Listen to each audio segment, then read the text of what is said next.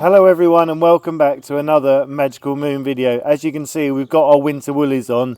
The weather is closing in a bit, but we need to keep moving forward with those ever-changing needs of the legends. And on that note, I'm going to hand you over to my lovely wife Jenny, who's going to explain, because she's got the inspiration and the vision, and hopefully together we're going to get it done. I'm going to create Disneyland for horses. That's the plan. But no, we were thinking in all seriousness, you know, we are absolutely at capacity now. And what we'd like to do is, I've always said that we have small stables, like, you know, 2 stables a piece. And it's all almost like quite cottagey, that we can move about. So as the place expands, or if we want to move into a field and we want to, exactly like Grace and Charlotte, we can pick them up and put them in the field for them, or we can have them on hard standing. So I've put my lovely husband here to work with some sort of plan, and we're going to try and build a prototype. Is that the word? Yeah, we're going to try and build a couple of prototypes. So the idea, as Jenny said, is to create a modular system, so something that which we can just easily replicate. I'll show you in a minute the ideas. I'll just draw it out so you can see. But in essence, it's a metal frame on the floor that will protect the wood from the floor. So if they're mobile, if they're on grass, they'll be fine, and if they're on stone, they'll be fine. So it just gives us that separation, but it means that we can move them around and there'll be some sort of mobile system in place. And I think it's going to work really, really well. This area where we're standing out the front of the house is the flattest bit of land we have really on the property. And as we said before, well, apart from our one bit of concrete down there. So we're looking to do stuff, but we have loads of other bits to be getting on with. And obviously we have the issue with the water coming off the hill, which we've kind of half got a moat system going on. We need to properly get that functional so that all the way around it's protected, and then we can get on to doing other areas which would just get us out of the mud. But essentially the first bit is getting these stables together, and what that means is gives us capacity for a retiree or a rescue, but also gives us the ability to move the horses around if we need to do any works in the stable. So it's just going to give us a little bit of breathing space. So let's get on. These guys have got my whiteboard. I'll show you what we're on about.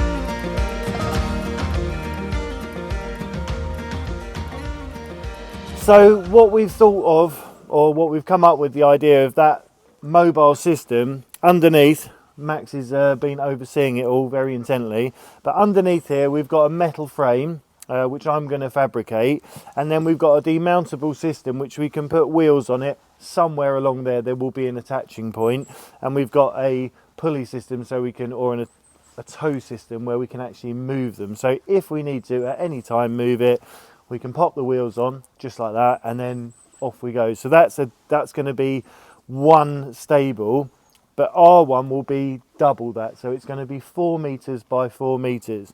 And the reason we've come up with this system is we've looked online, and the price of stables is astronomical for what is actually in the stable. And I appreciate it takes time and manufacturing and all the other stuff that goes on and everything that's involved in the process, but we've had a good look into it, and we can do it at a fraction of the cost, and we can do it how we want it. So as with the door, we can position the doors where we want. We can make an archway if we wanted to, if we added 2 stables and then had another 2 stables. The possibilities are endless, and that really suits what we're going to need. So at the moment we're going to have an overhang on top. I'm just going to make some simple trusses which will take them for the purlins, and we're going to get some nice sheets to go on there. And then there are options. Traditionally with the stables, you just get the normal weatherboarding which goes on the side, and they do some lovely rough cut. It looks it looks quite ranchy, isn't it? It's yeah, like more of a ranchy yeah. feel, and it looks really, really nice. And you don't get that option when you buy a pre-manufactured stable. It just looks very clinical. So I think it's going to be lovely to be able to, first of all, get this frame up, The next job is on the inside to give it protection. We'll have those boards, those sterling boards, nice thick sterling board on the inside, all the way round. They're called kick boards, so if the horses roll over and kick, they don't just come straight out through the ranch planking. And then on top we'll have to do something at a later date to cover it. But initially, make the frame for underneath, make the frame for on top, and just get it all framed out, and then we can look at how we're going to finish it. So that's something we're going to be getting on with amongst everything else here. So it's exciting times. We're just going to have a little suss out of where we can get the stuff and the very best way of doing it. And as I say, there's a bit of preparation to be doing, so let's do it.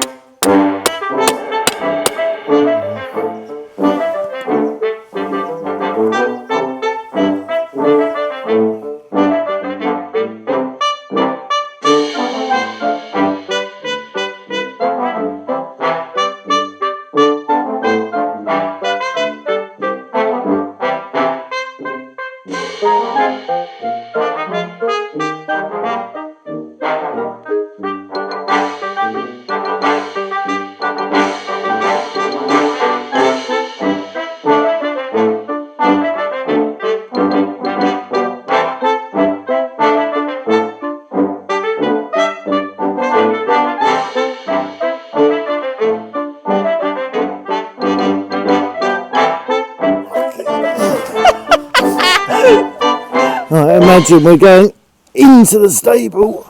Here we go. Oh dear me. Right, we're in. So We're in. there's a little bit of string which denotes where it's going to be. It's going to be beautiful. It's 4 meters by 4 meters, and that gives them plenty of room. So I think it's going to be a good job. It just gives you an idea of the size, and it's a nice, comfortable size. And as we're making them ourselves, it means that we can use the material, the wood, at the best rate and at the best quantity, because we can buy it in 4 meter lengths, and I will make the frames to suit, and it will just be the same on 4 sides, obviously apart from the door. And yeah, it keeps everything even, and the same with the height. Whatever length I can get near to where we need the headroom when they walk in, we'll get them. So we can just buy stuff, we're not cutting and wasting, and as we said, then we can make it look Like Disneyland. well, With all the twinkly lights around. I don't think it's going to be quite as fancy as Jack Well, we've built a Tavern, boat, so I Jack think Sparrow's Tavern. maybe a castle.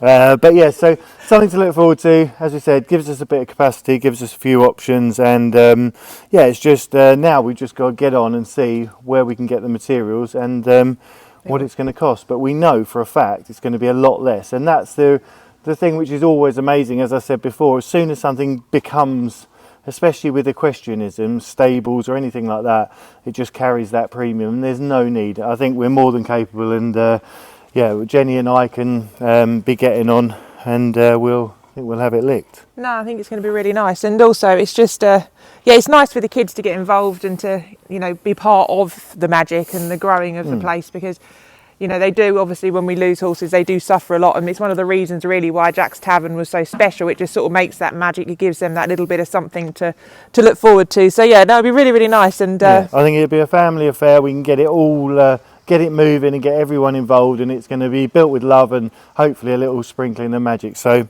let's go and see what we can do. Hello. Hello.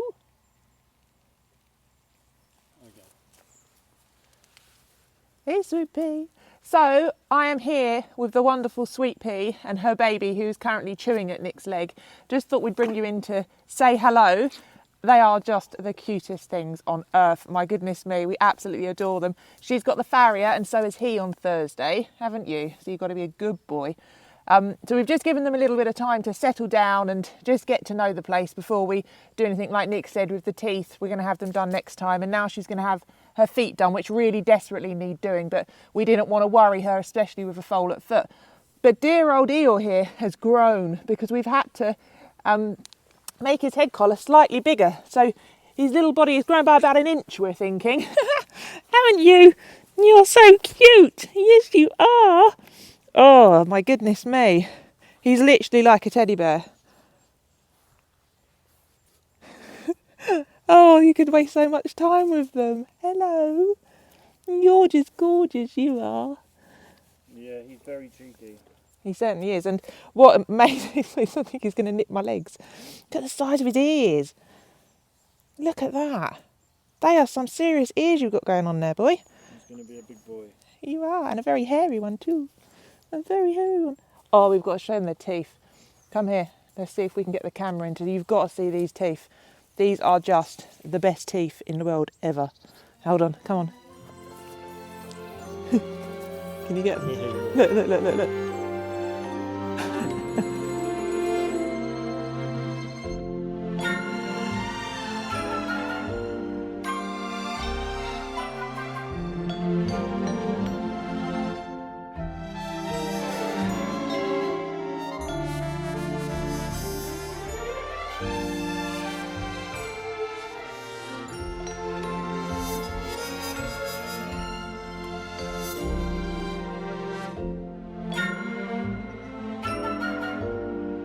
You really are beautiful. And you are a beautiful girl. Right, can't waste any more time.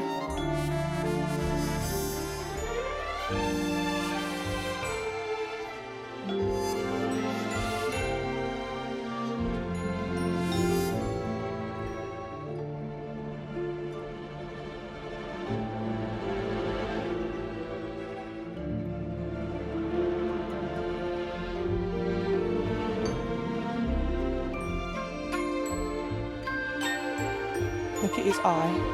Look at his eye. He's actually falling asleep.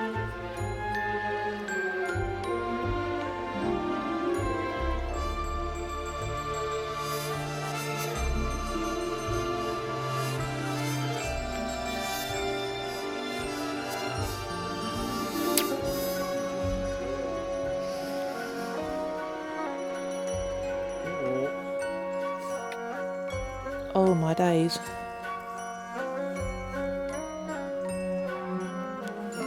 Oh.